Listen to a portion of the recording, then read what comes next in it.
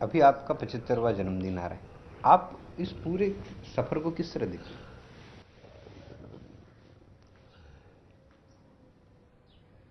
बड़ा मज़ेदार सफ़र है।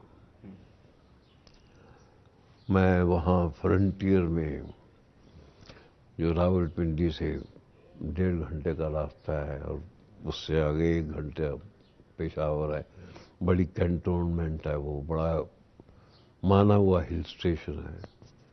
वहाँ मेरे ननिहाल थे, मैं पहला बच्चा ननिहाल में पैदा हुआ, वहाँ पैदा हुआ।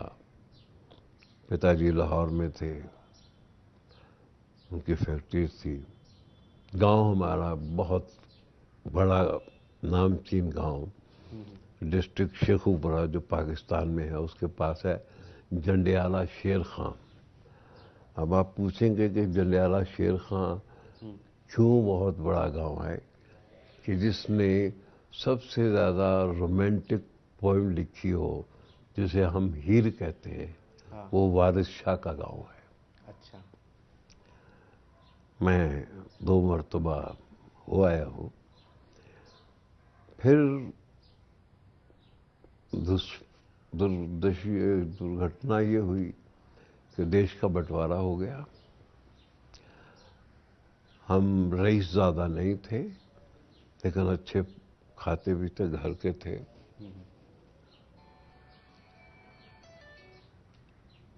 पैसे से ज़्यादा हमारे परिवार की इज्जत थी। वहाँ से रिफ्यूजी कैंप में आ गए। अच्छा। 2-3 साल पढ़ाई का पता ही नहीं चला। आटा लेने के लिए 2 मील पैदल जाओ, दूध लाना हो तो 1 मील दूसरी साइड में पैदल जाओ।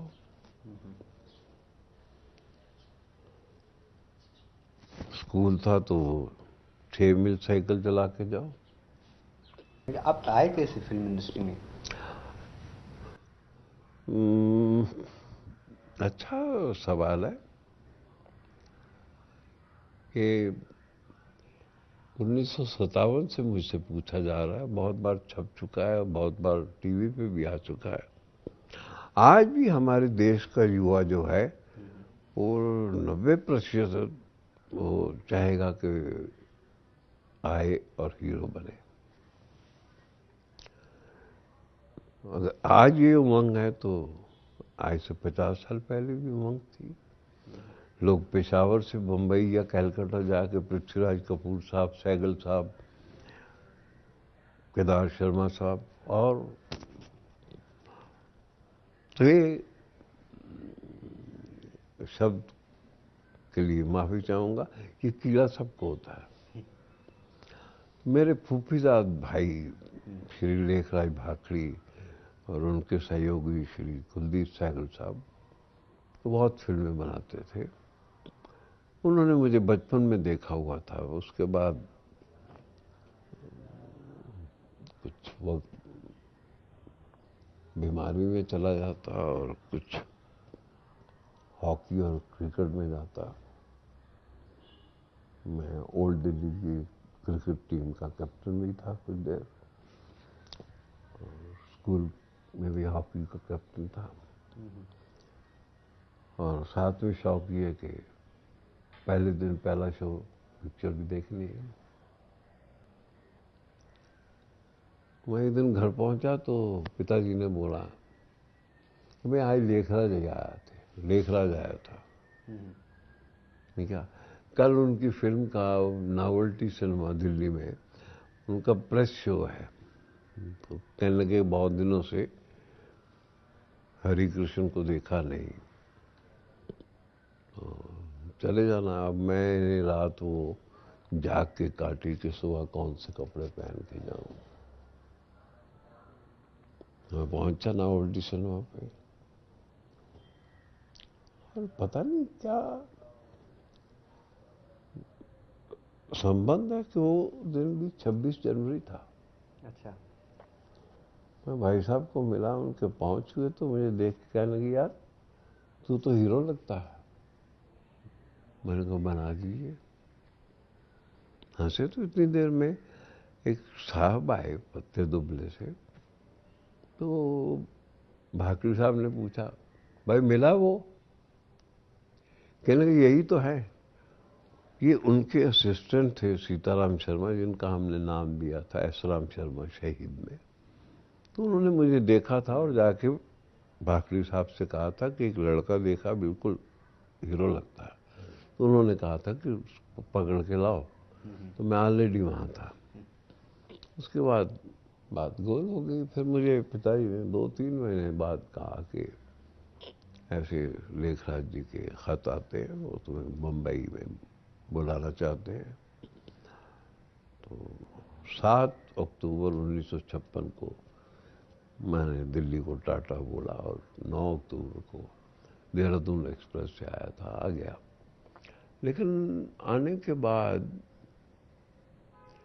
कुछ भाई साहब की कंपनी के हालात ठीक नहीं थे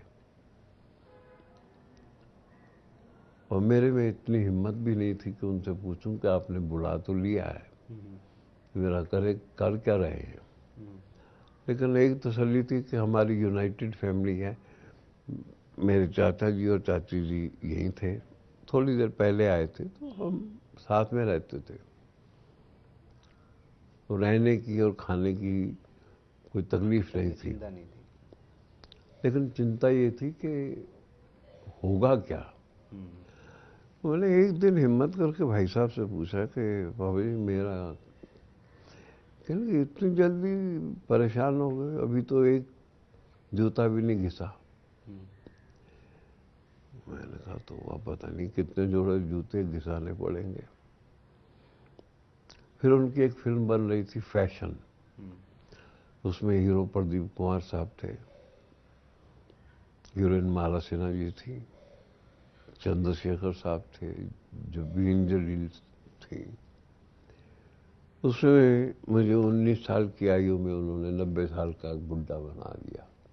ये आपका पहला रोल? जी, मैं I started as a junior artist, जिसको एक्स्ट्रा बोला जाता है। फिर दूसरी फिल्म उन्होंने बनाई सहारा, मीना कुमारी जी के साथ, उसमें 6-7 सीन मिले। फिर फिल्म बनाई चांद, वो भी मीना कुमारी जी और मद्रास की बहुत बड़ी हीरोइन, बहुत अच्छी आर्टिस्ट पंडरी बाई और बलराज सानी साहब।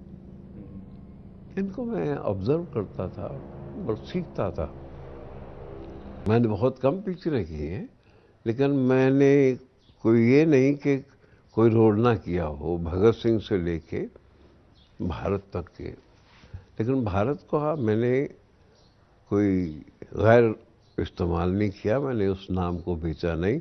मेरी अपनी फिल्म शोर थी, उसमें मेरा नाम भारत नहीं था, उसमें मेरा नाम शंकर था, क्योंकि वो फिल्म एक बाप और बेटे की थी। आपकी एक इमेज बन गई पैट्रियटिक फिल्म।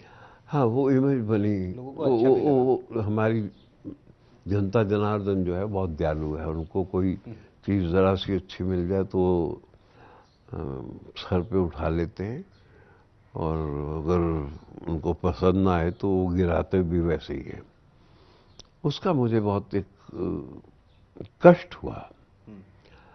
मान तो दिया, वो सर आंखों पे मैं आभारी हूं उनका, लेकिन फिर फिल्मों में लव सीन करके मैं अगर आइडियलिज्म की या देश की या मट्टी की बात करूं, और इधर से एक सीन में लड़की को पकड़ूं और पानी में उसके साथ रोमांटिक गाने गाऊं, ये मेरे लिए एक बड़ा धर्म संकट हो गया था।